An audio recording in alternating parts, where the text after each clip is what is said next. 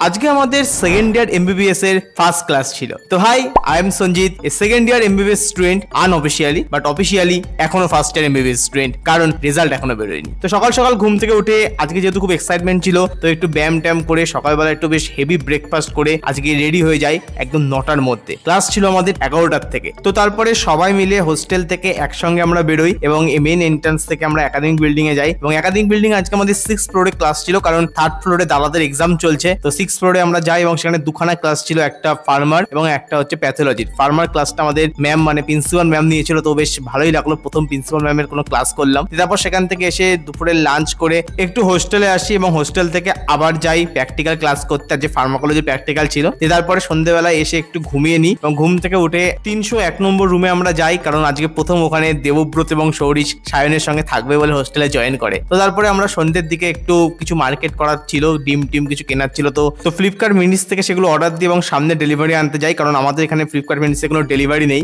তারপর রুমে এসে একটু চাটা করি এবং চা খাওয়ার পরে আমি আর শঙ্খ মিলে কিছু স্টিকার পিন টাইপের লাগাচ্ছিলাম, যেগুলো আমরা অনলাইন থেকে অর্ডার করেছিলাম। তো সেগুলো লাগাচ্ছিলাম। তারপর আমরা কিছুক্ষণ একটু পড়ি যে কি টাইপের কি পড়তে হবে, একটু ভালো করে অনলাইনে দেখছিলাম। তারপর শুয়ে পড়ি 12টার মধ্যেই। তো চলো দেখা হচ্ছে পরের ভিডিওতে, বাই।